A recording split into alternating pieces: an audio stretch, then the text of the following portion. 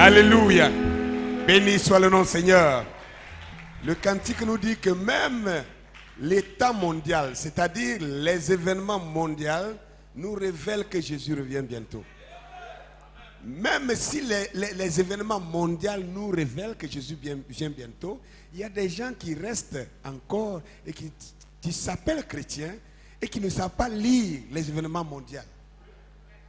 Amen. Pour eux, Jésus revient. Il revient comment? Quand? Amen. Que son nom soit béni.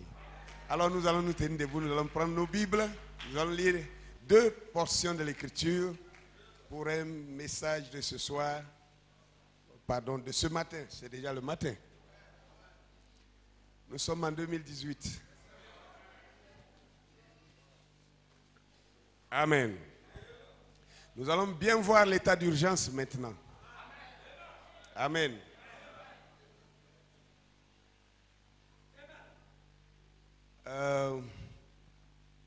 Nous allons partir dans le livre des Thessaloniciens, 1 Thessaloniciens, chapitre 5, le verset 1 à 14 d'abord. 1 Thessaloniciens, chapitre 5.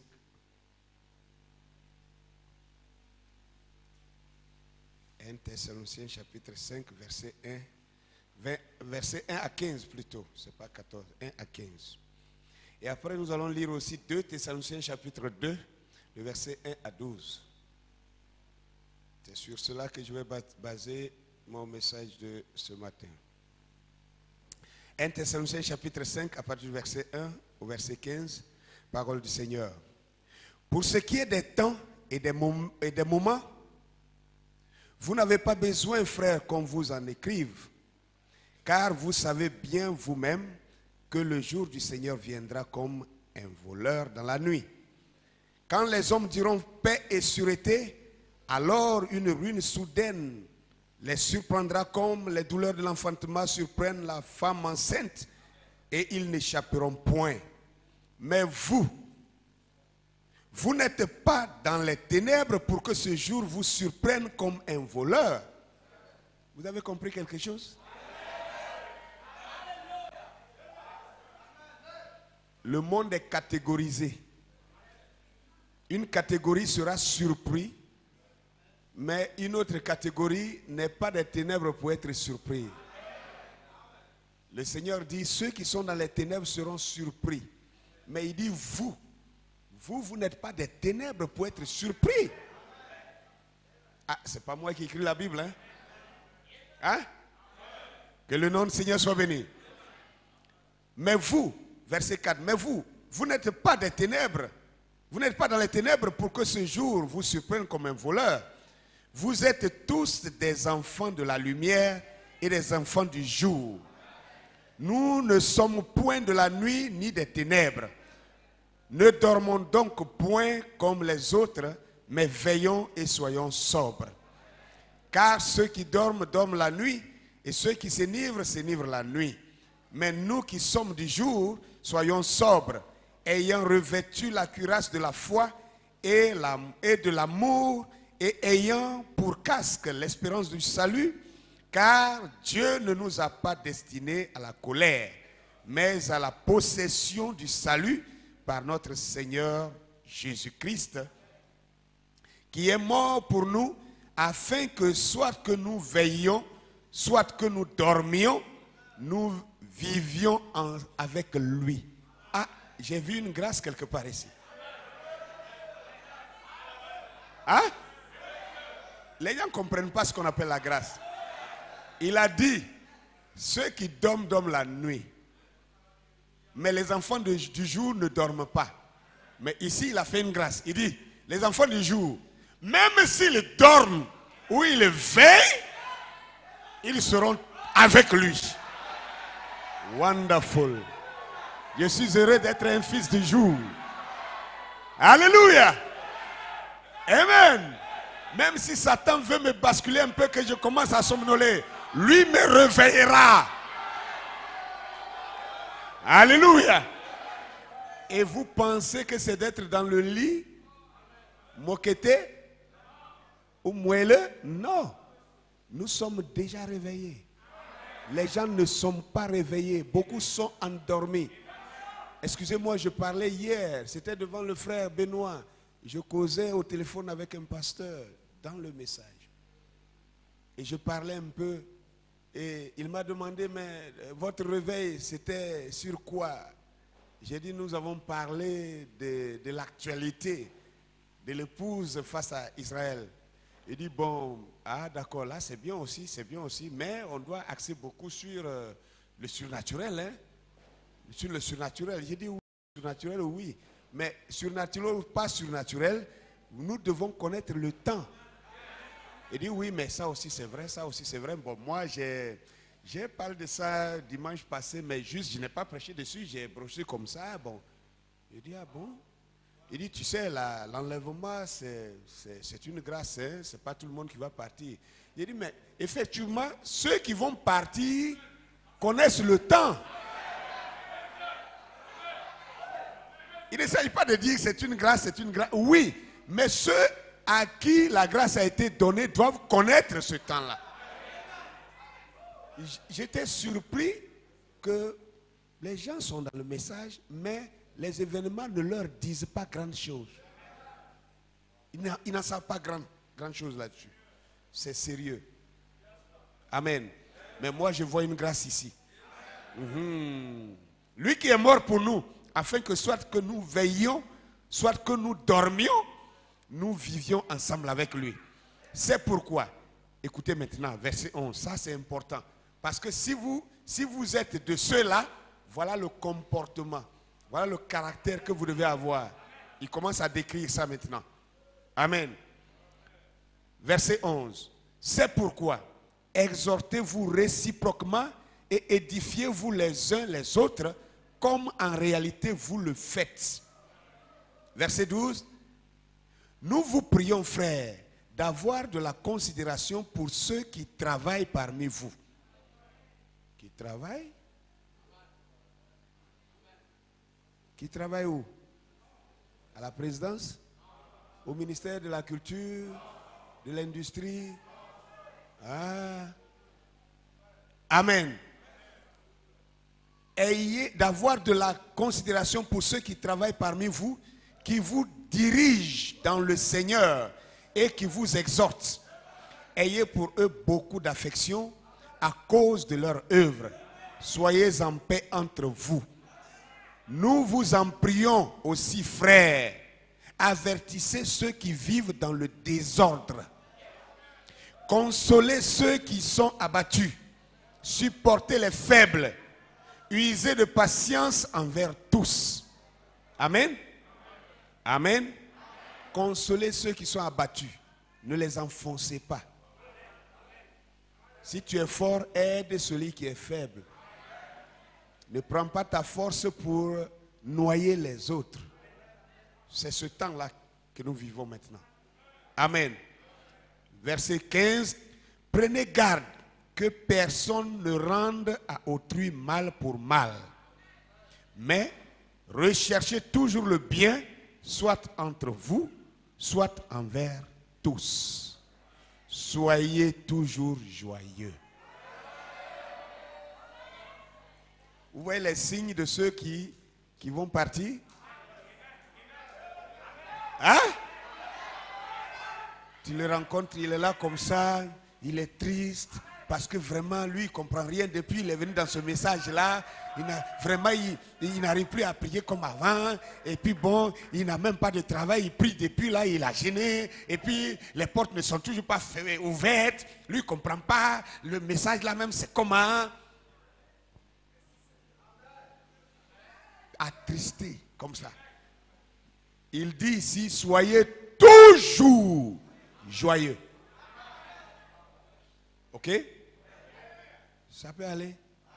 Donc, pour ce qui est des temps et des moments, c'est par là que Paul a commencé. Pour ce qui est des temps, les temps, pour ce qui est du temps où le Seigneur doit venir, ou le moment où il doit venir, vous n'avez pas besoin qu'on vous écrive là-dessus.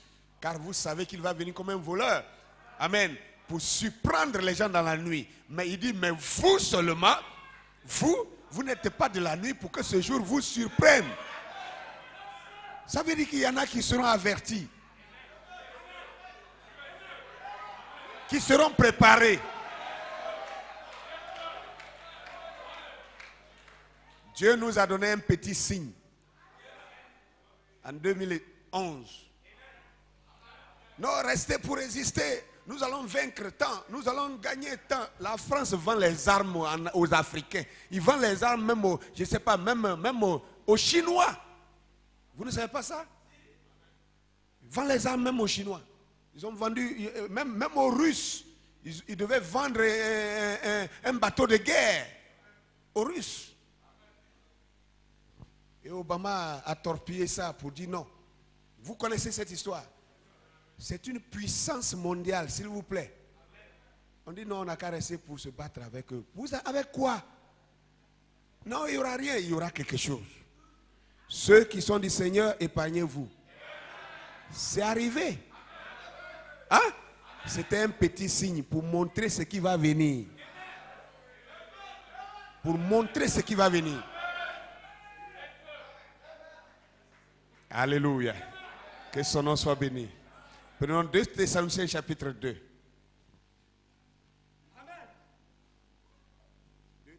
2 Thessaloniciens chapitre 2 à partir du verset 1. Il dit encore, Paul revient là-dessus. Il veut parler encore de ce temps-là. Et il dit, pour ce qui concerne l'avènement de notre Seigneur Jésus-Christ et notre réunion avec lui, nous vous prions, frères. Il parle de quoi? L'avènement de notre Seigneur Jésus-Christ, c'est-à-dire la venue du Seigneur pour l'enlèvement. Notre réunion avec lui, c'est l'enlèvement.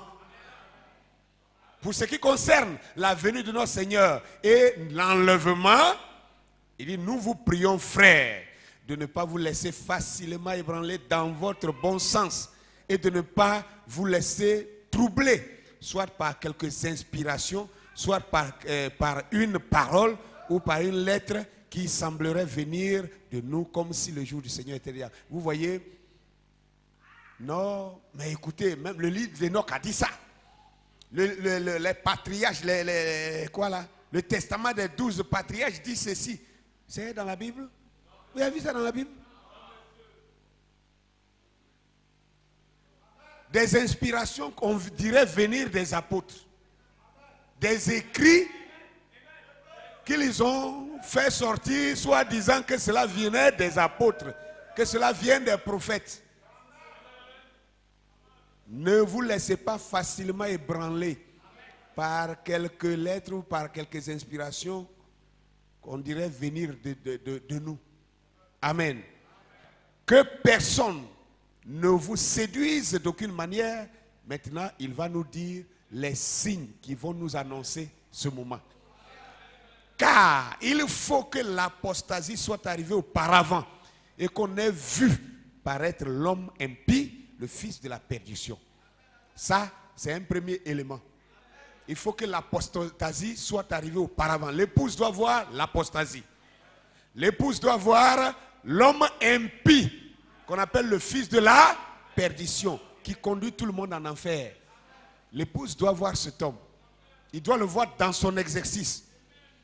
Maintenant, verset 4. L'adversaire qui s'élève au-dessus de tout ce que l'on appelle Dieu ou de ce qu'on adore, il va jusqu'à s'asseoir dans le temple de Dieu, se proclamant lui-même Dieu. Cet homme-là, l'épouse doit le voir. Ne vous souvenez-vous pas que je vous disais ces choses lorsque j'étais encore chez vous? Et maintenant, vous savez ce qui le retient, afin qu'il ne paraisse qu'en son temps. Amen. Vous savez ce qui le retient, afin qu'il ne paraisse qu'en son temps. Il y a 2 éléments ici qui peuvent le retenir. Amen. C'est que l'épouse soit prête. C'est aussi que le figuier, n'est-ce pas, bourgeonne. Ça veut dire qu'Israël soit aussi rassemblé. C'est ça qui va le permettre d'apparaître. Et la Bible dit maintenant, verset 7, car le mystère de l'iniquité agit déjà. Il faut seulement que celui qui le retient encore ait disparu. Ça, il parle de l'enlèvement de l'épouse. Hein? Amen. Par rapport à la manifestation de l'Antichrist en tant qu'Antichrist. Ok? Et alors paraîtra l'impie que le Seigneur Jésus détruira par le souffle de sa bouche et qu'il écrasera par l'éclat de son avènement. Il dit, l'apparition de cet impie se fera par la puissance de Satan avec toutes sortes de miracles, de signes et de prodiges mensongers. Maintenant, frère, attendez que je fasse des pauses. Parce que si je ne parle pas, je risque en prêchant d'oublier ces parties qui sont pourtant importantes. La Bible dit, l'apparition de cet impie se fera par la puissance de Satan, par toutes sortes de signes, de prodiges, de miracles mensongers. Et nous pensons que ce jour est à venir. Je vous dis non. Ce jour est en cours, est en train même de s'épuiser. Regardez simplement les églises avec les manifestations. Même un païen qui regarde leurs manifestations sait que ce n'est pas de Dieu. Même un païen qui ne croit pas, qui ne connaît pas la Bible, quand il voit comment les gens font, ils appellent ça onction, ils appellent ça esprit de Dieu. Quand quelqu'un peut s'asseoir dans une chaise et prendre son pied pour manipuler des gens, il appelle ça Saint-Esprit. Quand il bouge son pied comme ça, vous tremblez tous comme des moutons. Et quand il fait comme ça, vous tombez tous comme des mouches. Et quand il fait comme ça, vous vous levez. Il manipule les gens et on appelle ça onction. Voilà cette puissance de Satan. Voilà ces signes, ces prodiges, ces miracles mensongers. Est-ce que vous comprenez un peu cela? Ces miracles mensongers, ça a commencé depuis. Même l'église catholique en a eu pour lui. Abbé Can. Vous avez connu ça, non? Abbé Can, on a vu ça ici. Catholique qui fait miracle. Depuis quand? Mais c'est ça qui est là. Mais on était tous endormis.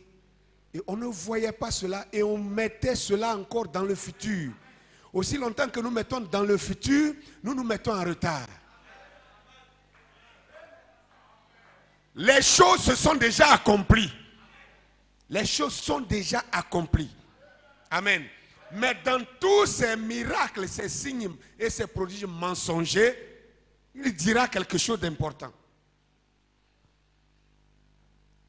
Avec toutes les séductions de l'iniquité pour ceux qui périssent, parce qu'ils n'ont pas reçu l'amour de la vérité pour être sauvés.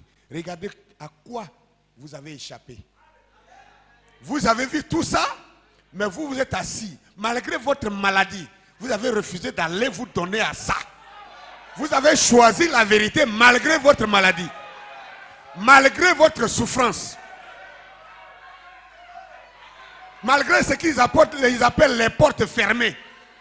Tu as fermé mes portes pour ne pas que j'ai l'argent. Ce n'est pas un problème. J'ai la vie éternelle. Bientôt, toi et ton argent, vous allez périr. Ils n'ont pas choisi la vérité.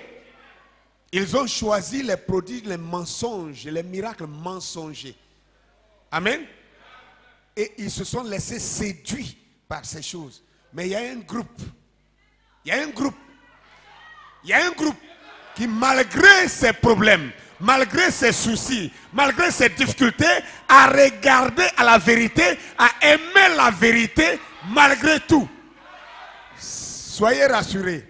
La Bible promet que à cet enlèvement, aucun n'ira là-bas paralytique. Un paralytique ne sera pas au ciel. Non, ça ne veut pas dire que les paralytiques ne seront pas enlevés. Je veux dire, personne ne sera enlevé paralytique.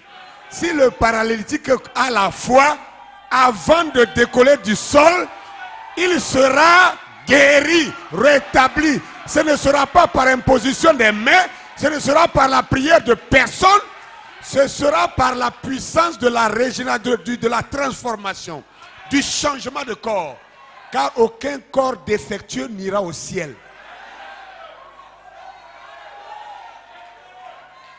Tu as perdu un pied, tu as perdu un bras, ne t'en fais pas, tu vas le retrouver. Et en force. Tu as perdu une dent, tu as perdu un œil, tu as perdu quoi? Une oreille, tu as perdu un doigt, ne t'en fais pas. La maladie t'a courbé et tu n'arrives plus à te redresser, ne t'en fais pas. La maladie a changé la couleur de tes cheveux et c'est devenu blanc alors que ça devait être noir, ne t'en fais pas. tes cheveux se sont épuisés. Très jeune, tu es devenu chauve. Et tu ne peux même plus faire une belle coiffure. Ne t'en fais pas. Aucun de tes cheveux ne sont perdus. Ça y est là. Tu vas les retrouver. Est-ce que je suis en train de vous exciter? C'est la parole de Dieu. Que le nom du Seigneur soit béni. Terminons la lecture. Verset 11. Aussi, Dieu leur envoie-t-il une puissance d'égarement pour qu'ils croient au mensonge, afin que tous ceux qui n'ont pas cru à la vérité, mais qui ont pris plaisir à l'injustice, soient condamnés. C'est si clair. C'est un choix, hein? Combien se souviennent que j'avais prêché un message? Malgré tout. Nous croyons le Seigneur pas à cause d'eux. Mais nous croyons au Seigneur malgré tout. Seigneur, guéris-moi. Seigneur, il ne m'a pas guéri. Ce n'est pas une preuve qui n'est pas vraie. Peut-être qu'il y a une raison à cela. Vous n'en savez rien. Hein? Je ne sais pas comment ce changement de corps va se faire. Mais imaginez que parmi nous, nous connaissons des gens qui sont malades ici. Et nous voyons les signes de la maladie sur eux. Imaginez qu'un matin, nous soyons là et que la personne personne n'est allé prier pour lui. Personne n'est allé prier pour cette personne et elle se transforme pour redevenir avec un corps parfait. Quand tu vas regarder ça, hey! Et puis toi-même tu es changé. C'est une contamination. C'est les yeux sur les yeux. Quand tu vois le miracle, toi aussi ça te contamine.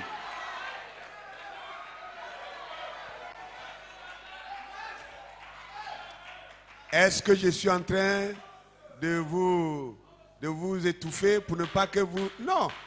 Chacun n'a qu'à réfléchir pour voir. Le bon sens lui dira que c'est la vérité. Que le nom du Seigneur soit béni. Alors que le Seigneur ajoute la bénédiction à la lecture de sa parole. Amen. Veuillez vous asseoir. Mon thème ce soir, je vais être un peu rapide. Parce que je ne veux pas durer. Je veux laisser les gens s'exprimer. Il y a des gens qui ont des prestations. C'est un jour de fête. Oui, c'est un jour de fête pour nous. Gloire à Dieu. Alors, mon thème même, c'est l'état d'urgence. Les autres l'avaient donné comme inspiration. Mais ce matin, mon thème, c'est l'état d'urgence. Amen. Et mon sujet, quand les hommes diront paix et sûreté. Quand les hommes diront paix et sûreté. Je crois que vous avez retrouvé ça dans la lecture de l'écriture qu'on a faite tout à l'heure. On est d'accord? Que le nom du Seigneur soit béni. Alors, je ne veux pas vraiment rester longtemps ici. Je voudrais vous rappeler cette période, le temps dans lequel nous sommes. Nous en avons parlé la semaine dernière, mais il est nécessaire que nous puissions nous focaliser là-dessus maintenant. Gloire à Dieu. Maintenant. Je veux pour preuve une chose, une déclaration que le prophète nous a donnée. Il a dit, et d'ailleurs, si vous avez vu un peu le dessin qu'il a fait sur les 7 tailles de l'église, où il a montré les cercles de lumière. Et quand il avait fait cette prédication, Dieu a confirmé cela par un éclipse du soleil qui est apparu dans la même semaine et qui a montré les sept globes avec les mêmes lumières telles qu'il avait dessinées sur le tableau. Amen. Et le premier âge, nous voyons, n'est-ce pas, que c'était l'âge d'Éphèse. Et il a reparti les temps. Et regardez, de tous les âges jusqu'à présent, l'âge le plus court a été l'âge d'Éphèse. On est d'accord? L'âge d'Éphèse a été l'âge le plus court. Parce que l'âge d'Éphèse s'étend de l'an 53 à l'an 170. Et quand on défalque 53 de 170, on retrouve 117 ans. Vous comprenez un peu? On retrouve 117 ans. Et Frère Branham dit que l'âge le plus court, l'âge le plus court de tous les âges, ce sera l'âge de Laodicée. Est-ce que vous avez déjà réfléchi à ça? Vous avez déjà fait le calcul pour savoir combien d'années l'âge de Laodicée fait maintenant? L'âge, nous sommes en 2018 maintenant. Hein? Tout à l'heure, ça fait quelques heures déjà que nous sommes en 2018. Donc, 2018, de 1906 en 2018, cela nous fait exactement 112 ans. 112 ans. Il reste combien d'années pour faire 117 ans? 5 ans. 5 ans. Mais le prophète dit que l'âge de Laodicée sera l'âge le plus court. Ça veut dire que Laodicée ne va pas atteindre 117 ans. Si c'est une prophétie, ça veut dire que ça ne va pas atteindre 117 ans. Alors, si c'est le cas, ça veut dire encore que les 5 ans ne vont pas s'épuiser, que l'épouse soit partie. Excusez-moi, je ne suis pas audacieux. Ou bien, du moins, je suis audacieux. Hein? C'est une audace que de dire ça. J'ai dit, si c'est une prophétie. Il a dit ça dans un enseignement. Il n'a pas dit ainsi, dit le Seigneur. Mais moi, je veux dire, si c'était une prophétie, alors sachons que nous avons moins de 5 ans. Nous avons moins de 5 ans pour décoller. Avant d'aller plus loin, je voudrais dire à chacun de vous, frères, sœurs, vivez bien. Vivons bien.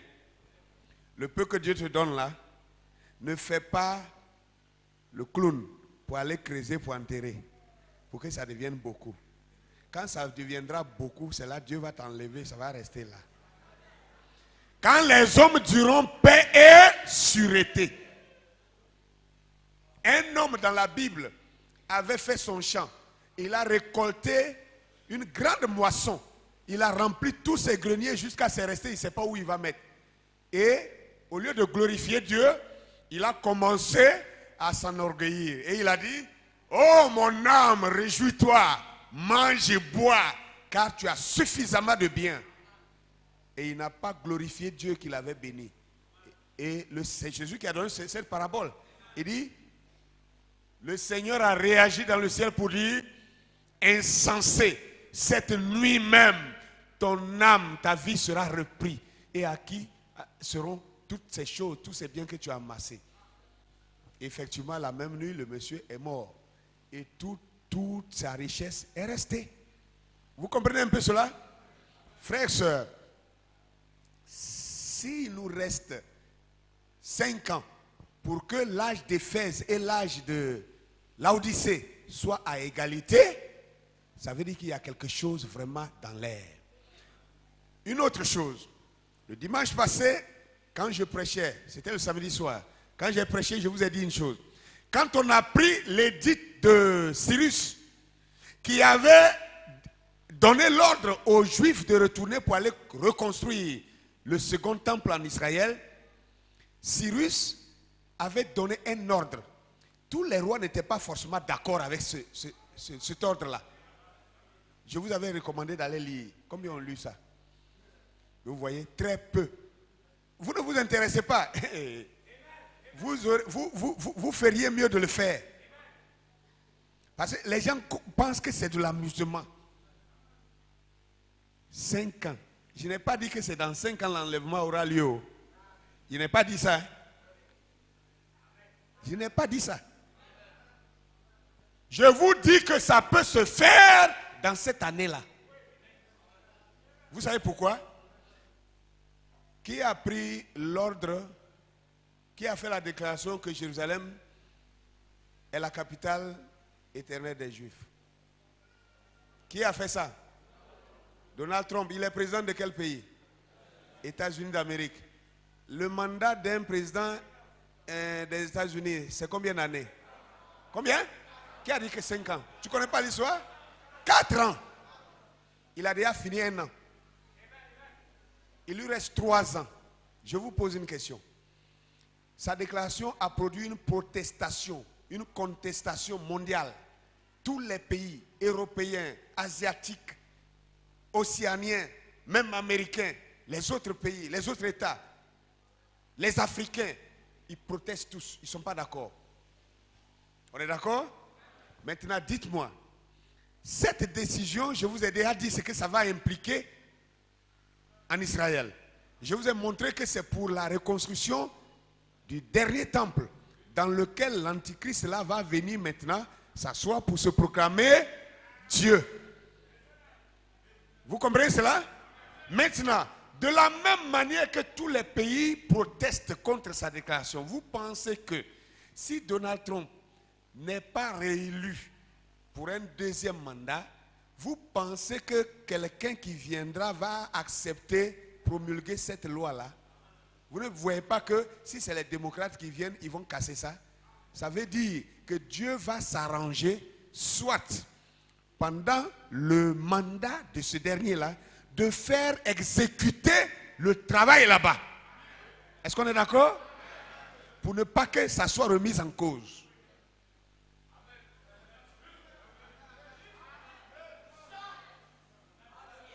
Cinq ans pour être en égalité avec Éphèse.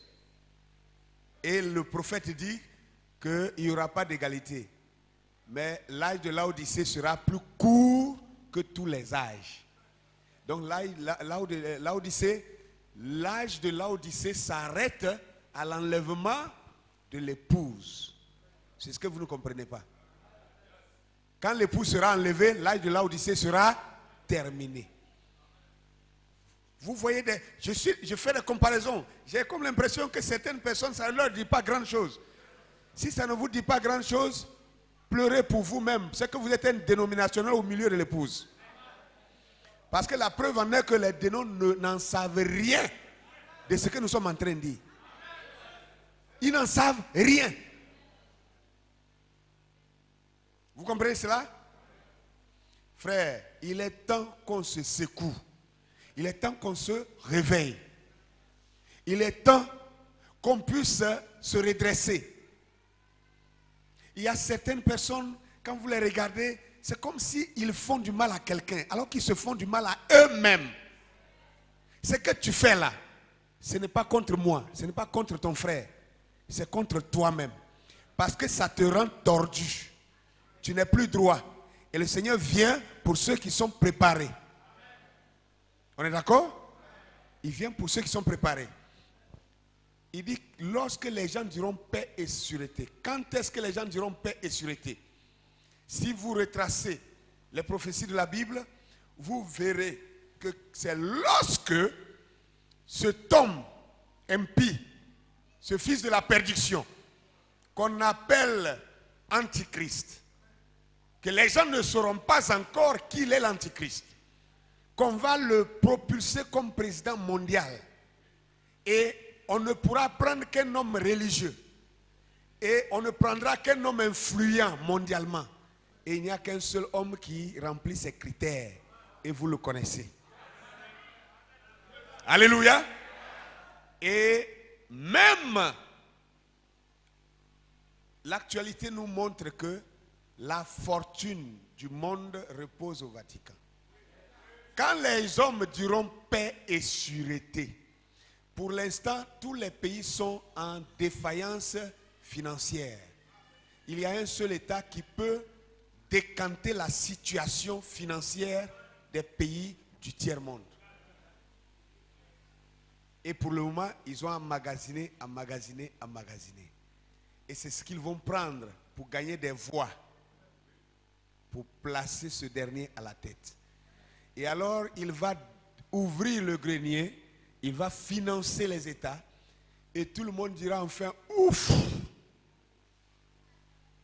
on est enfin en sécurité.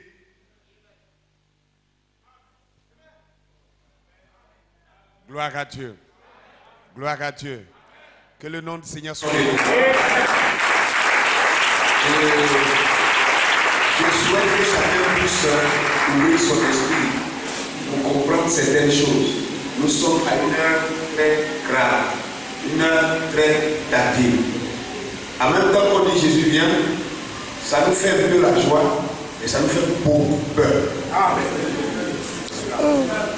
Ça nous fait beaucoup peur dans le sens où on s'interroge si nous-mêmes nous sommes vraiment prêts. Si vous voulez, remarquez bien, plus on avance vers cette heure, plus les gens s'affaiblissent dans leur vie de prière, dans leur vie chrétienne, nous tous, moi y compris. Et quelquefois je m'interroge, pourquoi cela? Est-ce pour nous écarter ou pour nous faire grâce? Mais je crois que c'est pour nous faire grâce. Parce qu'il a dit, soit que nous veillions, soit que nous dormions. Mais je préfère que le Seigneur me fasse grâce, que je veille. Qu'il me fasse grâce que je veille. Et que je ne dors pas. Que le nom du Seigneur soit béni. Alléluia. Quand est-ce que tous ces événements parviendront-ils à leur accomplissement? Je crois que beaucoup de choses sont déjà accomplies. Nous avons prêché. Il est temps maintenant que nous vous disions les choses clairement. Nous avons prêché. On a promis des manifestations qui viendront dans l'église. Mais je vous dirais, c'était pour vous focaliser sur le ministère prophétique. Mais je vous dirais, l'épouse a déjà eu son réveil. Je n'ai pas prévu cette citation, mais je vais vous la dire quand même. Et je reviendrai une autre fois avec la citation. Une question a été posée à Frère Branham. Est-ce que l'épouse a-t-elle eu déjà son réveil? Ou est-ce que le réveil de l'épouse est à venir? Le frère me dit, le réveil de l'épouse, c'est maintenant. C'est ce que vous voyez. Il a exercé son ministère. L'épouse a eu son réveil par son messager. C'est pourquoi frère a fait des miracles qu'aucun homme n'a jamais fait. Et les insensés l'ont pris pour Jésus-Christ. Et ils sont allés par-dessus bord. Vous comprenez maintenant? Pendant que lui faisait ça, alors Dieu, après qu'il ait fait ça, Dieu a suscité maintenant le pouvoir de Satan. L'iniquité par le pouvoir de Satan. Où plusieurs personnes maintenant ont commencé à faire des manifestations. Quand un vrai fils de Dieu qui connaît la parole s'assoit, il regarde un homme qui se dit, je ne sais pas si c'est un bourré. Moi, j'avais installé des antennes paraboliques chez moi. J'ai enlevé le film. J'ai enlevé parce que ça m'énerve. Surtout quand on capte les églises nigérianes. C'est terrible. Là, c'est grave même. Vous voyez même le fétichisme en action dans l'église. Et ils appellent ça le Saint-Esprit. C'est pour accomplir 2 Thessaloniciens chapitre 2. L'apparition de ce Saint-Esprit se fera par la puissance de Satan. Avec toutes sortes de prodiges, de miracles et de signes mensongers. Frère, ce n'est pas à venir, c'est déjà là. C'est déjà là. Est-ce que vous comprenez cela? Ça, c'est déjà là, c'est déjà accompli. Maintenant, frère, nous attendons quoi? Nous sommes à combien de minutes? Nous sommes à combien de secondes de la chose? Si déjà, chacun de nous ici, vous qui avez déjà 20 ans, vous qui avez déjà 30 ans, vous qui avez déjà 40 ans, 50 ans, mais on vous parle maintenant d'une échéance de 5 ans. Avant 5 ans, quelque chose pourrait se passer. Tu as vécu 30 ans, tu as vécu 40 ans, tu as vécu 50 ans. Tu vois comment le temps, combien tu as dépensé ce temps. Maintenant, il te reste moins de 5 ans pour que quelque chose te passe. Toi, quel est ton projet? Que feras-tu maintenant? Amen. Que dois-tu faire? Qu'es-tu supposé faire? Ça doit être une réponse à chacun de façon individuelle. Ce que tu as choisi de faire de ta vie pendant ce temps, c'est ton propre choix. Et c'est en fonction de cela que Dieu va traiter avec toi. Est-ce que je me fais comprendre? Moi, je pense que s'il y a un temps où nous devons, je crois que cette année 2018, nous allons, dans notre programme nouveau, on va changer beaucoup de choses pour que les cultes du soir, qu'on ait un jour dans un soir chaque semaine où nous allons nous intensifier dans la prière. On a beaucoup entendu. Maintenant, préparons-nous. Mettons ces choses en accord avec notre vie. Et pour que ces choses puissent marcher avec notre vie, nous devons demander maintenant la dynamique de Dieu. Et cela, c'est par la prière. Alléluia. Ça, c'est par la prière. La semaine passée, nous avons parlé. La Bible, Jésus avait dit que la génération qui verra Israël constituer nation, Israël revenir dans son état, mais particulièrement, je crois qu'il parlait de Jérusalem.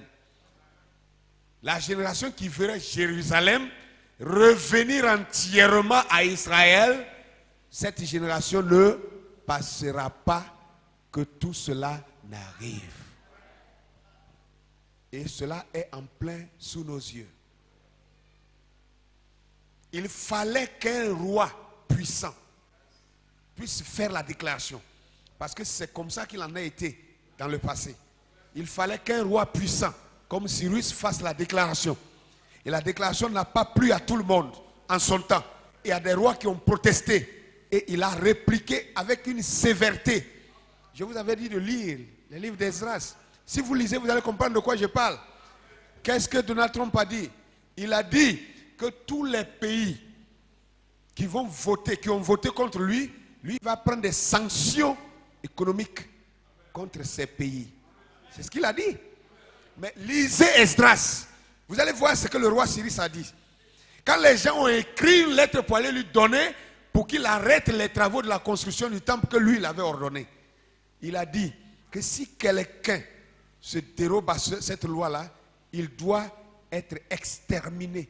Et d'ailleurs, sanctions économiques. Vous qui avez parlé contre mon édit, il dit prenez vos impôts pour aller donner aux Juifs pour qu'ils construisent leur temple. Sanctions économiques. C'est une sanction économique. Vos économies là, rassemblez tout ça, allez donner à ceux que vous appelez votre ennemi là. Moi, si vous refusez de le faire, je viens, je vais vous écraser tous. Et ils étaient obligés d'apporter toute leur richesse à Israël pour qu'ils puissent rebâtir le second temple. Ce second temple aussi a été renversé, a été détruit par les Romains.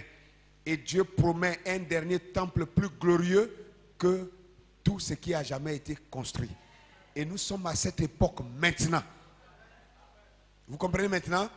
Il ne faudrait pas que le christianisme soit pour vous une affaire d'association, une affaire de je ne sais pas quoi, d'amitié. Mon ami est dans amour fraternel. Moi, en tout cas, mon ami m'a invité. Donc moi, depuis qu'il m'a invité, en tout cas, je sais que si je quitte cette église-là, notre amitié va prendre un coup, quoi. Donc je suis là-bas. Ça n'a rien à voir, frères et sœurs. Revoyez comment vous êtes venus ici. Amen. Comment vous êtes entrés ici, là. C'est important. Mais en même temps, pourquoi êtes-vous ici maintenant, là? Ça doit être plus important. La femme samaritaine allait appeler tout le village. Ils l'ont suivi. Ils l'ont suivi, c'était du suivisme. Mais quand ils ont fini d'écouter, ils ont pris leur propre décision. Pour venir au puits, c'était par la femme samaritaine. Mais pour demeurer avec Jésus, c'était leur propre décision. Quelqu'un vous a amené ici. Ça, c'est vrai. Mais ce que vous entendez ici doit vous amener à prendre une décision pour que cela devienne individuel et personnel à vous. Que le nom du Seigneur soit béni. Laissez-moi lire quelque chose. Dans reconnaître votre jour et son message, à la citation 88-90, 88 à 90. Je vais lire quelque chose d'important. Je voudrais que vous soyez un peu attentifs. Je vous ai dit, je ne vais pas être trop long. Frère Branham disait ceci. Maintenant, écoutez. Cet ange est descendu du ciel. Vous voyez, les 7 autres anges des 7 églises étaient des messagers terrestres. Mais cet ange, tout le message est terminé. Le 7e ange clôture tout. Cet ange vient non pas de la terre. Il n'est pas un homme de la terre. Comme les messagers aux âges de l'église, ça, c'est terminé. Mais cet ange apporte la vie suivante. Un ange veut dire messager. Il descend du ciel enveloppé de la colonne de lumière et de cette nuée avec un arc-en-ciel au-dessus de sa tête. Et un arc-en-ciel est une alliance. Amen.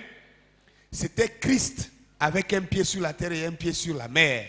Il jura qu'il n'y aura plus de temps. Messieurs, où en sommes-nous? Il pose une question maintenant. Messieurs, où en sommes-nous? Que veut dire tout ceci?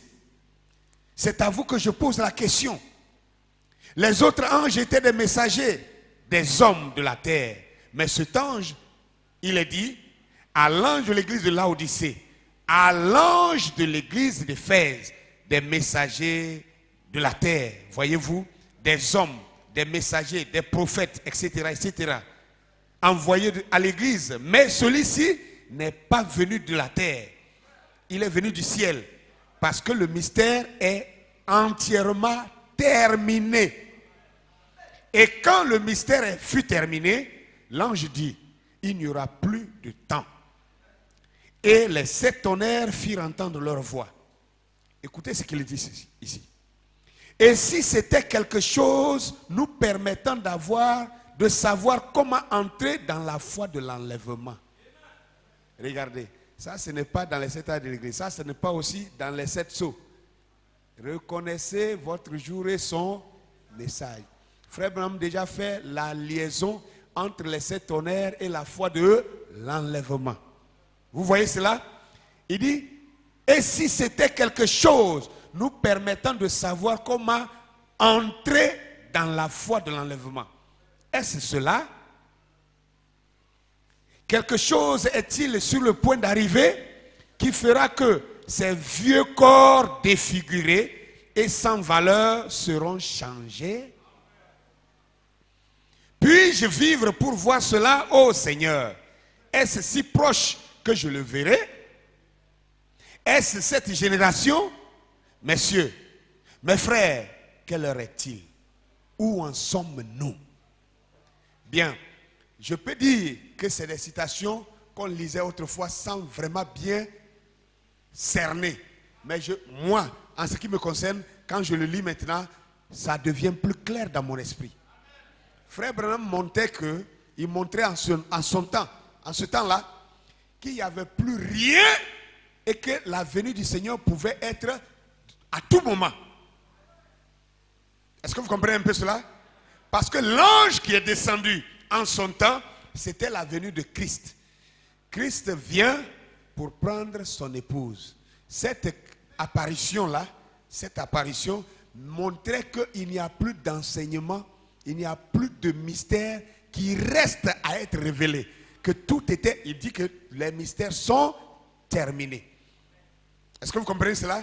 Et que la chose qui a terminé ces mystères, c'est cette chose-là qui nous fait entrer, amen, dans la foi de l'enlèvement. Donc, nous sommes en plein dans la période où l'épouse doit être enlevée. Nous ne sommes pas à l'époque où l'église est en préparation. Non, nous ne sommes plus à ce moment-là. La préparation est terminée. La sélection est déjà faite. Ceux qui doivent partir, Dieu les connaît. Et eux-mêmes doivent avoir un témoignage en eux-mêmes qu'ils sont de ceux-là. Parce qu'il n'y a pas que Dieu qui doit connaître. Amen. Élie savait qu'il serait enlevé. Dites-moi le contraire. Est-ce qu'Élie ne savait pas? Même le serviteur d'Élie savait. Lui qui n'était même pas dans l'enlèvement. Mais comme il était tellement proche d'Élie, il le savait. savait qu'Élie partirait d'un moment à l'autre. Élie lui-même savait que ce jour-là, c'était son dernier jour sur la terre. Il savait que c'était le dernier jour de son ministère sur la terre. Et il marchait exprès. Et il faisait exprès pour dire à son serviteur, reste ici, je m'en vais, je vais revenir. Et l'autre savait qu'il n'allait pas revenir. Il dit, je ne te laisse pas, je vais te voir partir. Donc frère, celui qui doit être enlevé reçoit le témoignage de Dieu. La Bible dit qu'Enoch, qui avait marché avec Dieu, la Bible dit il a reçu le témoignage de Dieu. Alléluia. Il a d'abord reçu un témoignage de la part de Dieu qu'il était parfait. Vous n'avez pas lu ça? Je n'aime pas cette manière-là, quand on dit des choses, et puis vous me regardez comme si je tombe d'ailleurs. Qu'est-ce que vous avez? C'est comme si j'invente des choses. Quand je regarde les visages, les gens regardent avec étonnement, comme si c'est étrange, c'est nouveau. Dieu dit que Enoch a reçu le témoignage de la part de Dieu, que sa vie lui était agréable. Frère, sœur, si tu es dans le programme de l'enlèvement, tu dois recevoir un témoignage dans ton propre cœur. Ce témoignage te donne l'assurance que quelles qu'en soient les situations, tu partiras. Et cette assurance modifie ton caractère, modifie ta manière de vivre, modifie ton attitude. Ce que tu étais avant, tu n'es plus la même. Tu vas changer. Le frère a chanté, il est où? Le frère a chanté tout à l'heure que pardonner, n'est-ce pas? Le Seigneur l'a pardonné. Si le Seigneur t'a pardonné, tu dois pardonner aussi à tous tes frères. Pardonner à toutes tes sœurs. On n'est plus à la saison où on réclame, on demande les comptes aux gens. Ce que tu m'as fait là, je ne vais jamais te pardonner. Ce que tu m'as fait là, je ne vais jamais oublier ça. On n'est plus à cette période-là. Peu importe, même si tu avais raison, laisse tomber. Laisse tomber. Parce que quand tu reçois le témoignage que tu vas partir d'ici, le témoignage de Dieu dans ta vie va modifier ta conduite, va modifier ton attitude, va modifier ton caractère. Ta façon de vivre ne sera plus la même. Les gens vont te prendre pour un faiblard parce que tu pardonneras tout, tu laisseras tomber tout. Là où les gens ne veulent pas laisser, là où les gens sont accrochés, toi tu vas laisser tomber. Et on va te regarder comme un faible homme, comme quelqu'un sans valeur. Oui, celui qui est agréable à Dieu est sans valeur devant le monde. Par contre, celui qui est agréable au monde est sans valeur devant Dieu. C'est ça la réalité. Alléluia. Donc, c'est pourquoi la Bible a dit ici, exhortez-vous les uns les autres. Il a dit, encouragez-vous. Amen. Supportez les faibles, a-t-il dit. Amen. Il dit, dites à ceux qui vivent dans le désordre d'arrêter. Parce que quand on dit désordre ici, les gens pensent que c'est la sexualité seulement qu'on appelle désordre. Amen. Ce n'est pas ça seulement. Tu es trop dur envers les autres. C'est un désordre aussi. Parce que ce n'est pas conforme à la vie de Christ en toi. Le désordre, comprenez bien cela. Que le nom du Seigneur soit béni. Alléluia. Amen. Alors, il est plus tard que nous le pensons. Il est vraiment tard que nous le pensons. J'ai essayé de faire un peu comme un sondage, juste en appelant les autres pasteurs pour les saluer et puis brosser un peu sur le sujet. Mais je sens que les gens prennent cela même à... D'autres même, non. C'est comme un non-événement. Alors, pour moi, je me rends compte que Dieu m'a aimé. Je me rends compte que Dieu m'a aimé. Comment un événement aussi important, les gens peuvent prendre ça comme un non-lieu. Ou comme D'autres prennent ça comme un événement secondaire. C'est primordial, ce n'est pas secondaire. Que le nom du Seigneur soit béni. Mais laissez-moi vous dire une chose. Il y a des États qui vont commencer à se rallier à la déclaration, amen, de Donald Trump.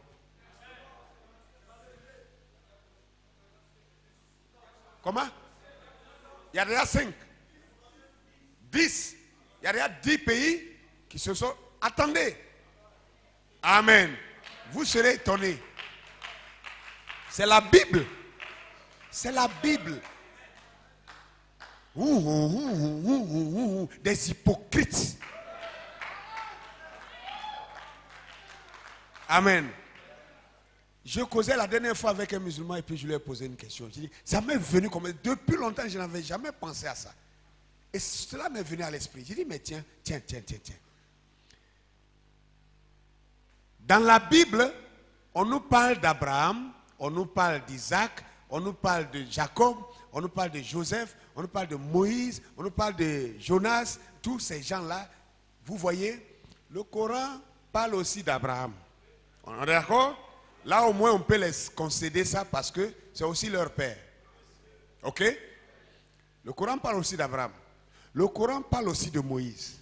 Le Coran parle de Jacob. Le Coran appelle Jacob Yacoub. C'est ça, il dit Yacoub. C'est Jacob. Jonas, ils disent Yunus. Jésus, ils disent Issa. On est d'accord? Isaac, ils disent Issaka.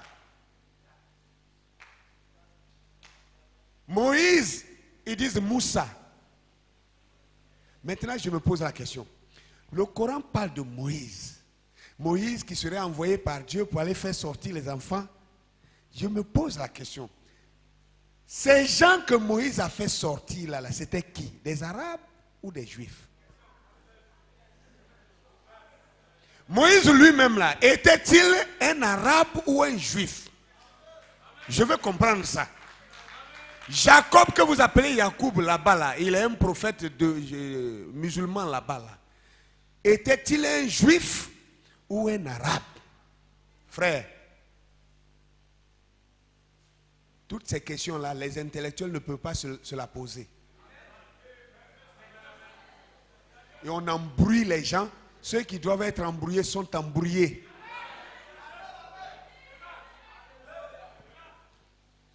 Je vais vous lire des choses ce soir. Que le nom du Seigneur soit béni.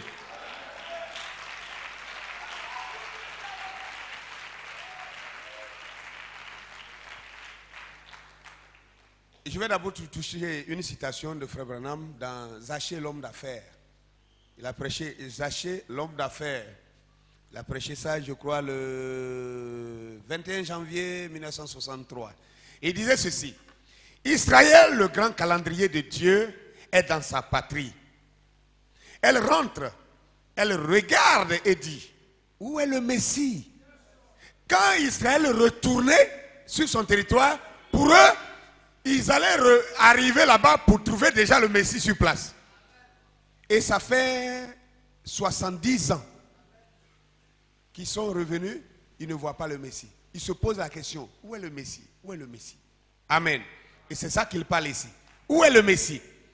Nous savons que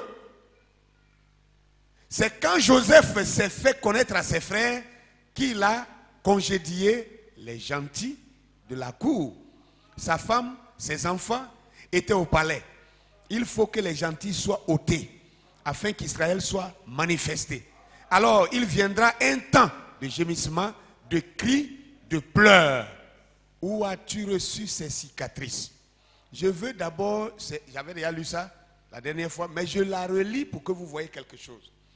La Bible dit, la raison pour laquelle, le prophète est en train de nous éclairer, la raison pour laquelle Israël est revenu, et ça fait 70 ans déjà. Donc pratiquement bientôt 2 générations que rien ne s'est passé. C'est parce que les gentils que nous sommes, c'est-à-dire l'épouse, n'était pas encore prête. C'est pourquoi l'apôtre Paul a dit là-bas, vous savez ce qui le retient, afin qu'il ne paraisse qu'en son temps. Quelque chose le retenait. Parce que, frère me dit encore ailleurs, que lorsque le dernier élu sera appelé, il n'y aura plus de temps. Donc, il n'y aura plus de temps. Dans Apocalypse chapitre 10, 7 là, ça a beaucoup de sens. Ça a beaucoup de sens. Que le nom du Seigneur soit béni. Amen. Alors, les gentils, l'église des nations ou l'épouse du Seigneur, c'est elle que Israël attend pour passer à l'accélérateur. Et il va nous dire comment ça va se dérouler, la suite. Question-réponse du dimanche 3 janvier 54. Il dit ceci. Regardez, c'est la même chose. Comme le surnaturel est introduit, le royaume a introduit le royaume des nations. Ainsi, le surnaturel met un terme à ce royaume des nations. Quel surnaturel? Il parlait de son ministère maintenant. Parce que lui aussi, il a vu l'écriture sur la muraille. Amen. Le royaume a été introduit par le surnaturel. Il finira avec le surnaturel. Les murs de Jérusalem seront foulés aux pieds. Et il dit point. Il explique cela maintenant. Les nations la posséderont jusqu'à ce que la dispensation des nations soit terminée. Et alors Dieu se tourne vers les Juifs.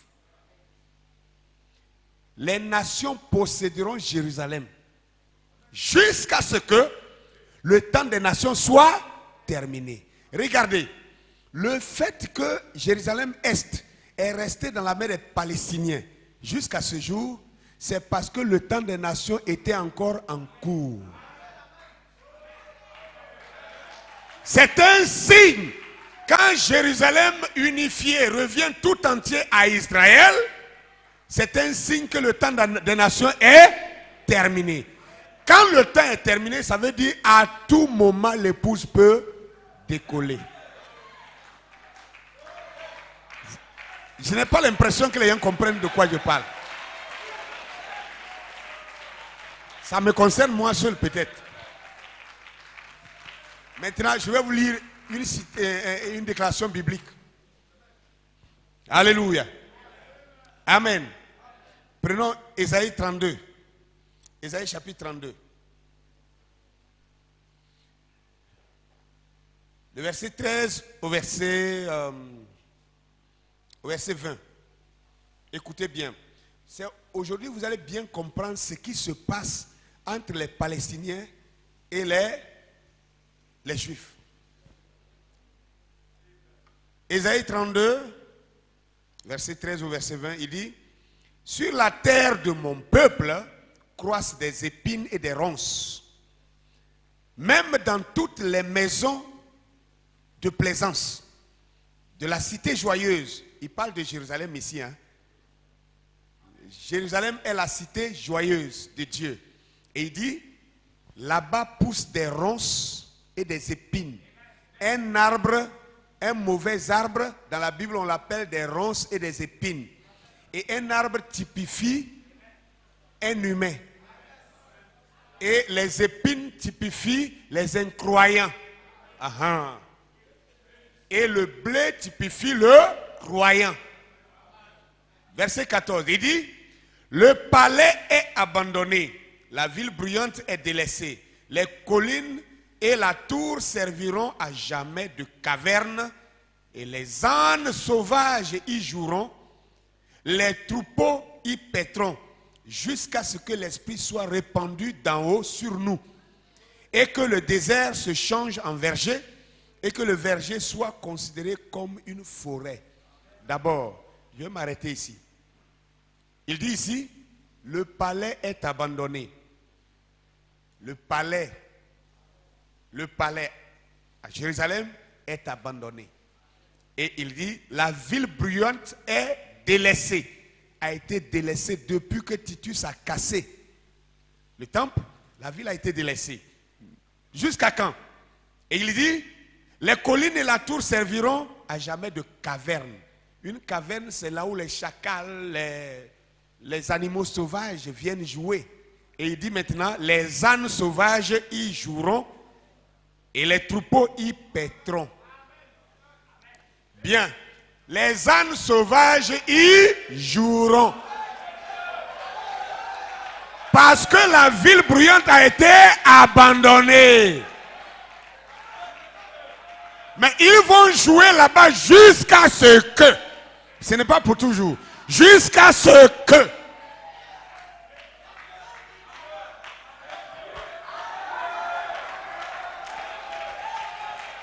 Merci frère. J'ai au moins quelques aigles ici. Pour ceux qui ne comprennent pas, je vais les éclairer. Je vais les éclairer. Prenons Job 39. Je vais vous éclairer. Vous allez comprendre pourquoi les autres crient. Prenons Job 39.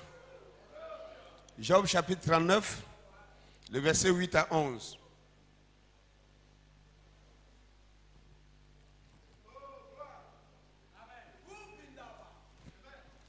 Les ânes sauvages y joueront.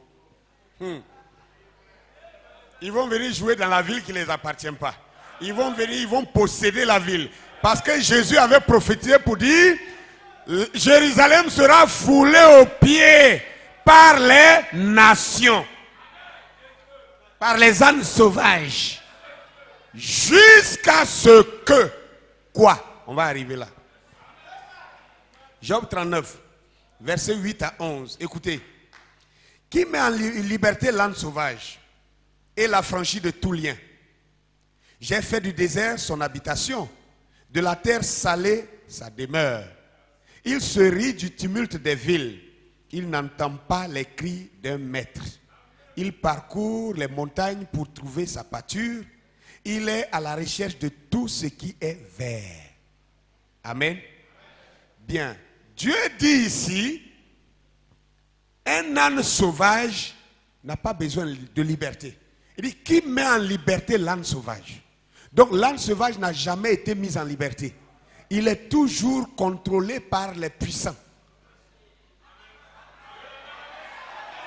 Malgré son or noir, malgré le pétrole qui coule chez eux, ils ont l'argent, mais ils sont contrôlés. Parce qu'il n'a pas droit à la liberté.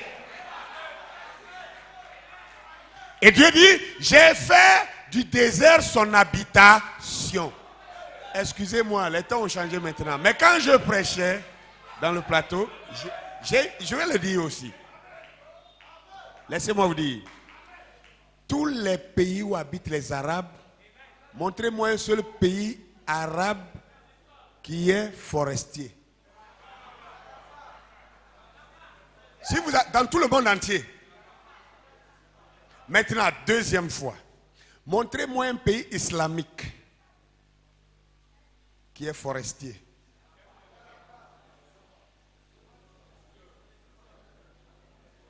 Même les pays islamiques, c'est rare. Je veux dire, un pays africain, quand il devient islamique, regardez le Mali. Quand Donald Trump a fait la déclaration, les Maliens se sont levés pour marcher dans la rue. Regardez-moi des gens comme ça, qui ne trouvent pas à manger. C'est eux qui vont protéger, je ne sais pas quoi, qui vont lutter pour l'Arabie Saoudite ou pour l'Iran. Vraiment, je ne sais pas.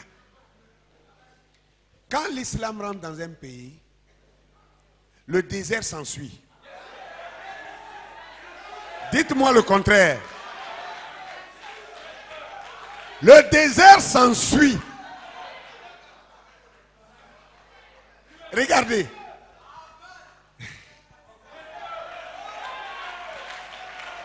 Alléluia.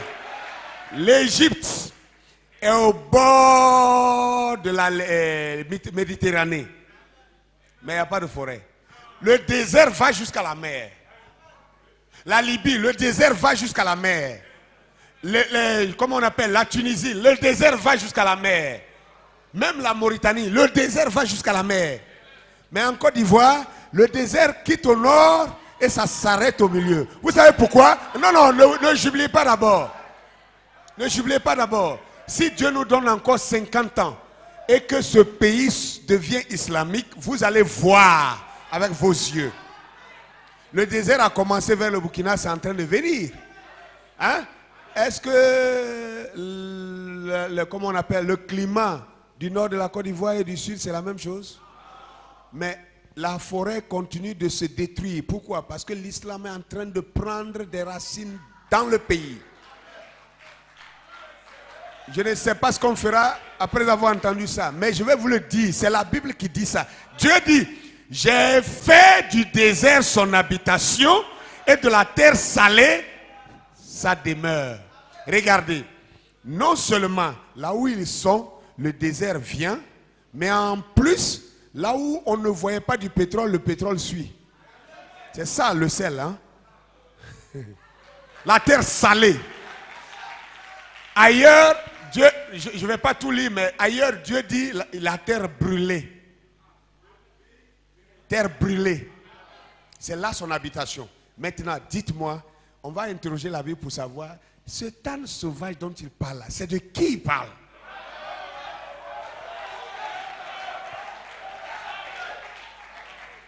De qui il parle? Genèse chapitre 16. Genèse chapitre 16. Alléluia. Nous sommes à la fin des temps. Nous sommes au dernier jour. Chacun doit se préparer. Genèse 16, versets 10 à 12. Écoutez bien. L'ange de l'Éternel lui dit, je multiplierai ta postérité et elle sera si nombreuse qu'on ne pourra la compter. L'ange de l'Éternel lui dit, voici, tu es enceinte et tu enfanteras un fils et tu lui donneras le nom d'Ismaël, car l'Éternel t'a entendu dans ton affliction. Il sera comme un âne sauvage. Sa main sera contre tous et la main de tous sera contre lui et il habitera en face de ses frères. C'est clair maintenant? Ismaël sera comme un âne sauvage et il habitera en face de ses frères. Qui est ses frères? Qui sont ses frères? Les Juifs, les enfants de Jacob, les enfants d'Isaac, les enfants de Joseph. Voilà ses frères. Il habitera en face de ses frères. Et la Bible dit, lui, sa main sera contre tous. Et la main de tous sera contre lui. C'est un provocateur, un menteur. Il provoque. Il ment pour que l'ONU soit derrière lui. Mais malgré qu'il ment et que l'ONU fait semblant d'être avec lui, mais quand ça ne va pas, c'est même l'ONU là qui revient le frapper. La guerre de l'OTAN, c'était une coalition qui allait les frapper. Sa main sera contre tous et la main de tous sera contre lui. Et il habitera en face de ses frères. Regardez, pour ceux qui ne savent pas, pour votre information, je sais que beaucoup le savent ici. Quand vous voyez Israël par rapport à la Palestine, le côté où les Arabes habitent, qui s'appellent eux-mêmes des Palestiniens, ce côté-là, pour connaître la limite entre les Arabes et les Juifs, on appelle ça la ligne verte. Combien savent ça? On appelle ça la ligne verte. Quelle est cette ligne verte? C'est-à-dire le côté où les Juifs habitent, l'herbe pousse. Et tout est vert. Mais même à une maison, entre une maison du Juif et une maison de l'Arabe, la séparation entre eux, et l'autre côté, l'herbe ne pousse pas. C'est sec, c'est désertique, c'est le sable, c'est jaune, c'est chaud. Mais l'autre côté, l'herbe pousse. Parce que les enfants de Jacob habitent là. Donc, les scientifiques ont appelé ça la ligne verte. Maintenant, quand les colons, ceux qu'ils appellent colons, en fait, ce n'est pas des colons. Ils sont en train de récupérer leur terre. Quand les Juifs avancent et ils annexent un village, ils arrachent un village des Arabes, un an après, l'herbe pousse pour arriver là. Dites-moi maintenant que ce peuple-là, Dieu n'a pas sa main dedans. Maintenant, nous revenons. La Bible dit, les bêtes sauvages y joueront jusqu'à ce que l'Esprit descende d'en haut sur nous. Donc, quand la Bible a dit ici que les ânes sauvages y joueront, vont jouer dans cette ville-là, ce n'était pas des ânes à poil. C'est une race d'hommes que la Bible appelle les ânes sauvages. C'est les enfants d'Ishmaël que la Bible appelle les ânes sauvages. Et Dieu leur a donné un temps reparti où ils pouvaient occuper aussi Jérusalem. Donc ils ont occupé Jérusalem depuis l'an 70 jusqu'à ce jour. Mais la Bible dit qu'il y a un temps pour mettre fin à leur occupation. Ils vont occuper cet endroit jusqu'à ce que l'Esprit descende d'en haut sur les enfants de Jacob. Alléluia. Je vais vous dire, l'Esprit est sur le point de descendre d'en haut sur les enfants de Jacob.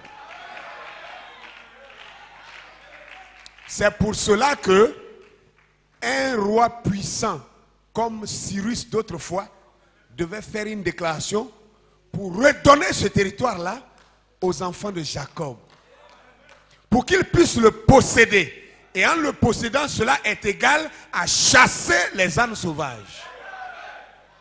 Les expulser de la ville bruyante, de la ville joyeuse qui a été délaissée. Elle a été délaissée, elle a été abandonnée, mais maintenant elle est revenue, maintenant elle est possédée à nouveau par ses vrais propriétaires. Et c'est quand elle sera possédée à nouveau, c'est alors que l'Esprit descendra d'en haut sur les enfants de Jacob. Maintenant, l'Esprit qui va descendre sur les enfants de Jacob, cet Esprit-là, la Bible dit, quitte en haut. En haut parce que l'épouse serait partie avec cet Esprit pour le faire descendre sur Israël. C'est comme un ascenseur. Le Saint-Esprit est pour vous un ascenseur. Alléluia! Alléluia! Si le Saint-Esprit vous a utilisé pour faire des œuvres hier, c'est le même Saint-Esprit qui va vous transporter comme un ascenseur pour vous propulser en haut dans la présence du Seigneur. Et une fois l'ascenseur arrivé en haut, nous allons descendre et l'ascenseur revient à Israël.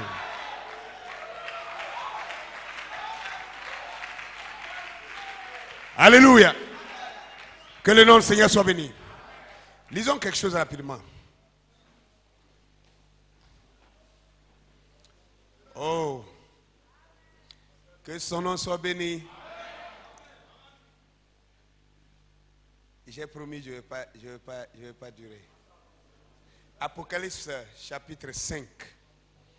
Deuxième partie. Prêché le 18 juin 1961.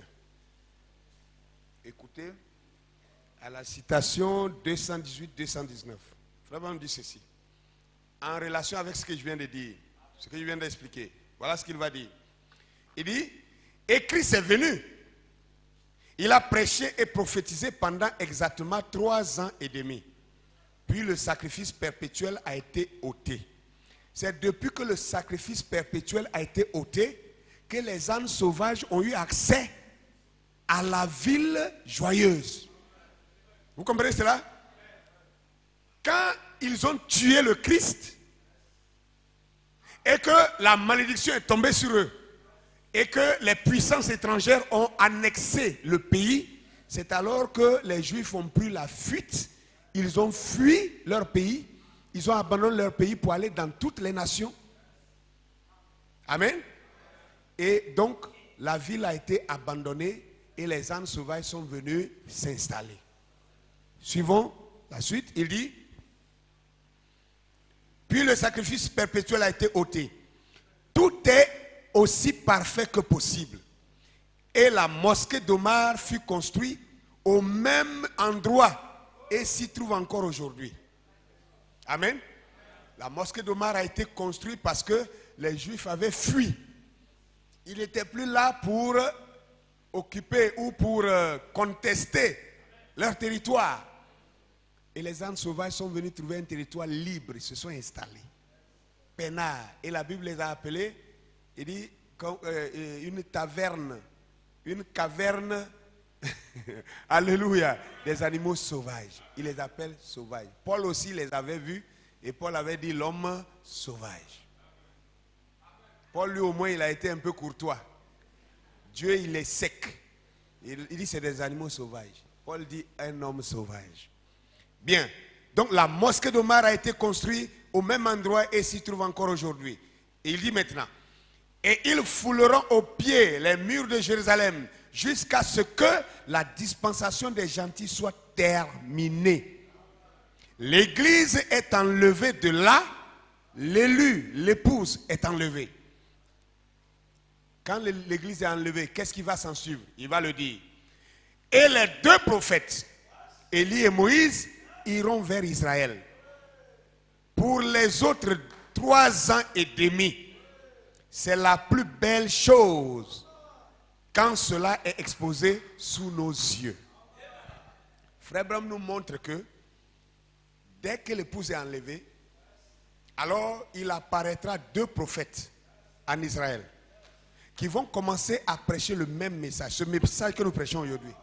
C'est ce message-là que ces prophètes vont prêcher chez les Juifs. Ils ne vont pas prêcher autre chose. Parce qu'il n'y a pas 2 vérités.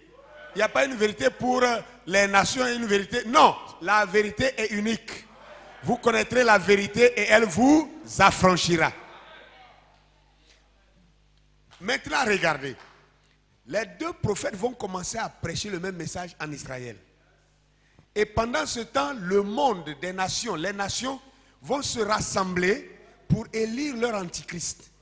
Et le temple d'Israël construit, ils vont propulser cet homme-là dans le temple.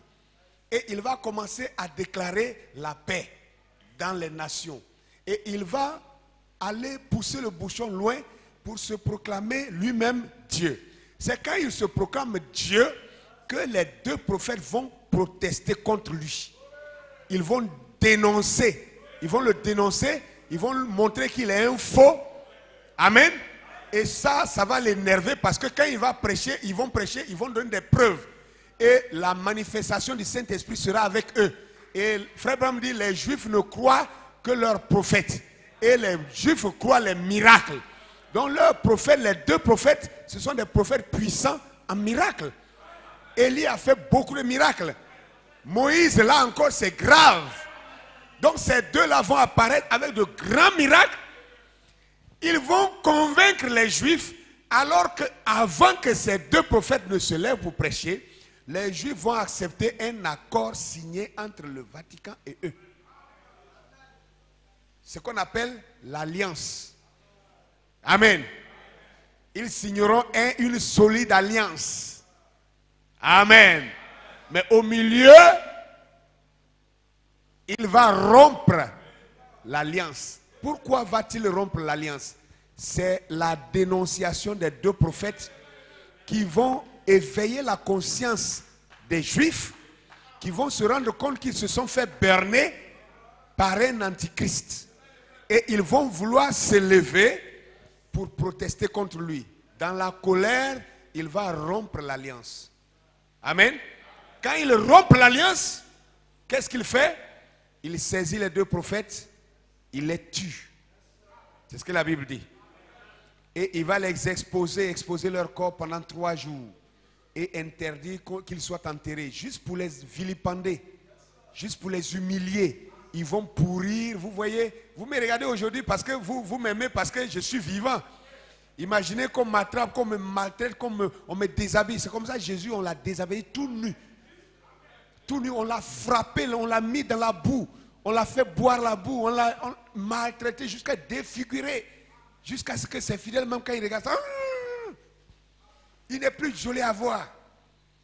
Et c'est comme ça qu'ils vont défigurer ces 2 prophètes. Et ils seront exposés sur la place publique. La Bible dit là où leur maître a été crucifié. C'est là-bas qu'ils vont aller exposer leur corps.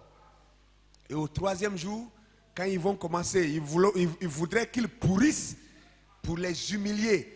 pour que tous ceux qui ont cru en leur message puissent renoncer.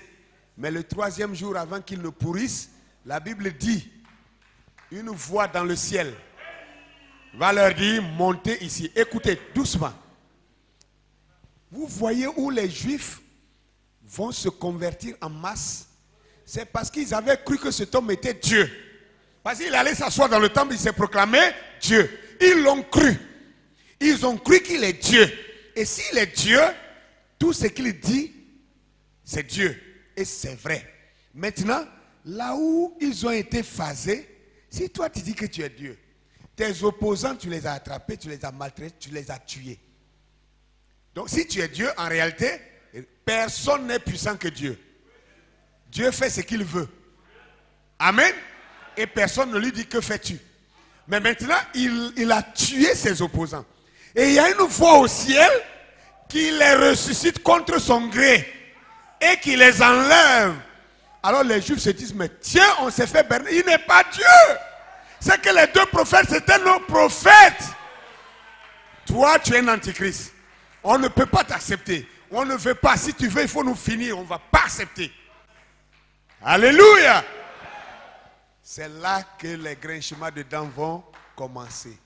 Un cœur, ça aussi on va parler de ça. Un cœur d'homme lui sera enlevé et un cœur d'animal lui sera donné. Il va commencer à agir comme un animal. La manifestation de l'Antichrist. En ce moment, l'épouse même est loin.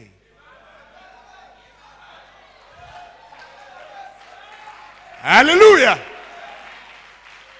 Vous voyez l'état d'urgence? Vous voyez l'état d'urgence? Nous sommes en état d'urgence. Nous sommes en alerte rouge par rapport à notre préparation, par rapport à notre vie chrétienne. Nous sommes en alerte rouge. Je me dis, c'est n'importe quoi, ce n'est pas un ainsi de le Seigneur. Je me dis, s'il reste 3 ans au président américain pour finir son mandat, et si ce n'est pas possible qu'il soit réélu, ce qui veut dire que le temple, il va veiller à ce que le temple d'Israël soit construit dans les 3 ans qui lui restent. Vous comprenez cela? Dès que le temple est construit, il faut un occupant. Les Juifs se disent que quand le temple sera prêt, le Christ va descendre. C'est pour ça que l'Antichrist va venir comme prématurément pour se proposer comme étant le Christ. Eux, quand ils le recevront, ils penseront que c'est leur Christ. Vous comprenez un peu cela?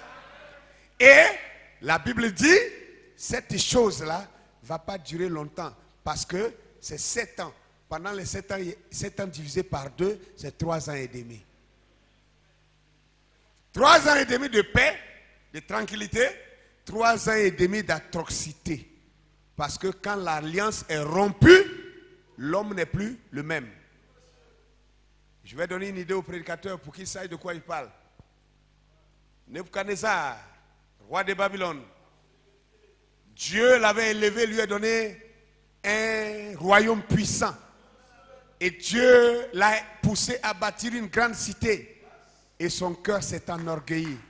Il s'est dit, au lieu de glorifier le Dieu qui avait fait ces choses pour lui, il a dit, oh, regarde Nebuchadnezzar, ce que ta main et ta puissance a réalisé.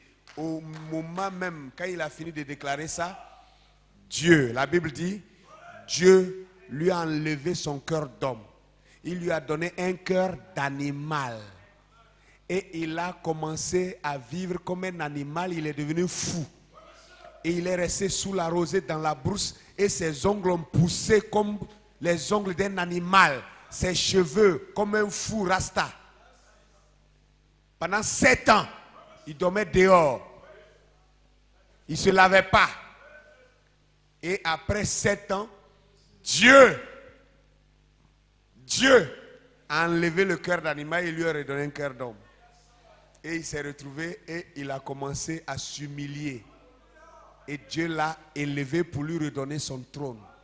Mais au temps de la fin, ce sera le contraire. Vous voyez cela? Au départ, il aura un cœur d'homme.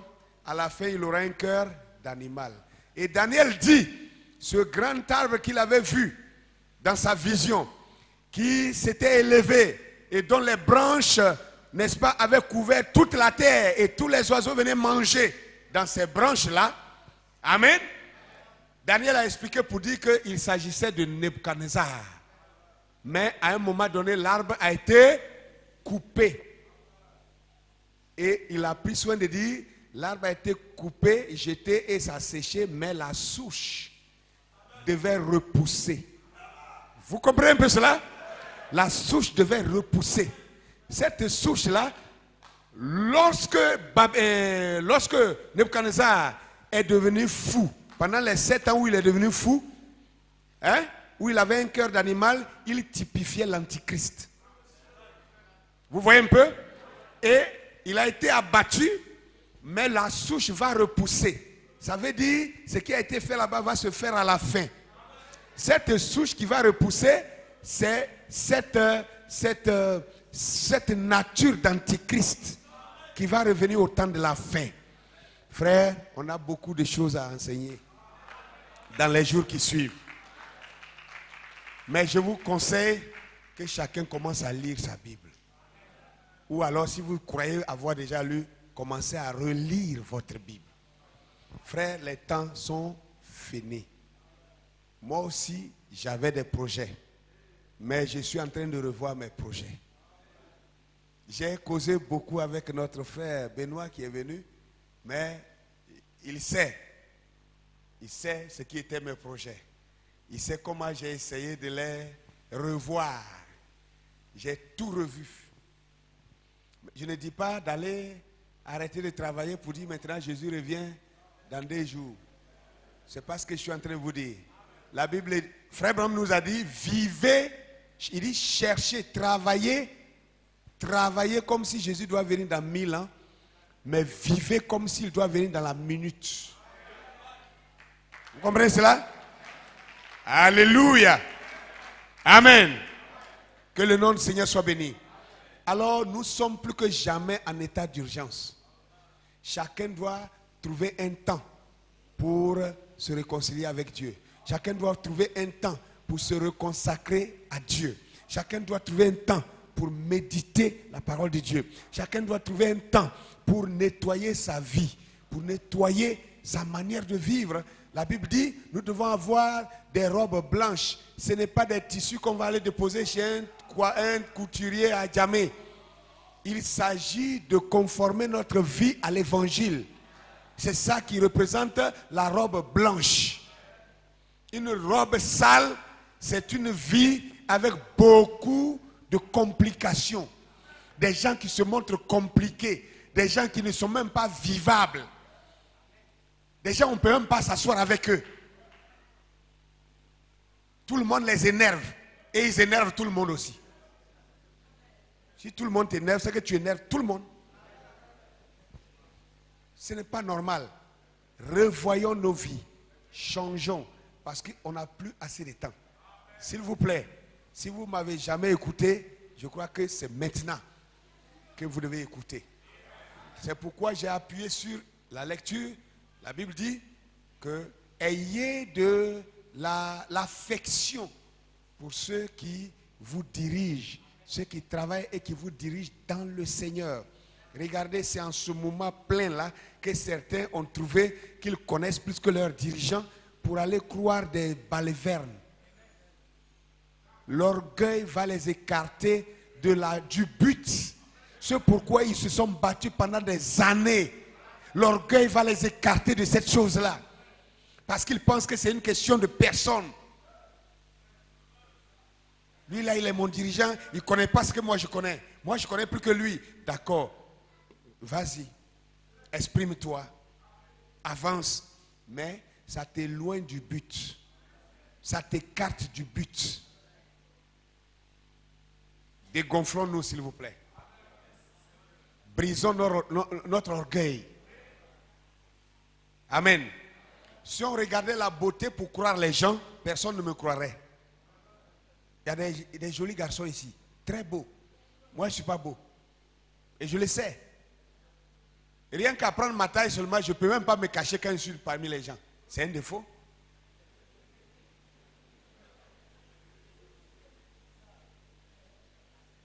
gros nez noir, bizarre. Donc, ce n'est pas ça, frère. Frère Branham parle. Même frère Branham, est-ce qu'il était beau? C'est parce qu'il est blanc, hein, est-ce qu'il était beau? Il n'était pas beau? Aïe! Il n'était pas beau.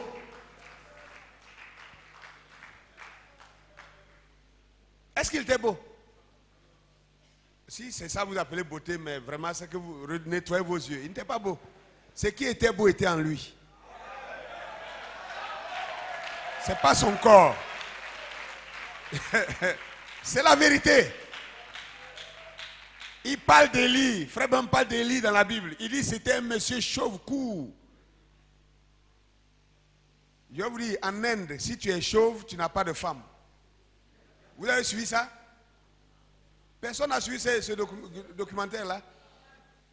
Les gens, à cause de ça, ils ont inventé des choses pour... ils mettent sur la tête, ils frottent comme ça jusqu'à...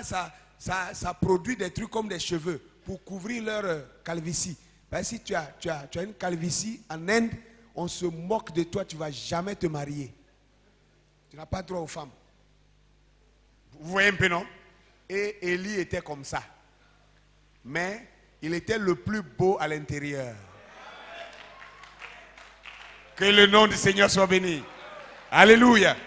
Alors frère, n'ayez pas de problème de personne avec moi. Moi, je n'ai pas de problème de personne avec vous.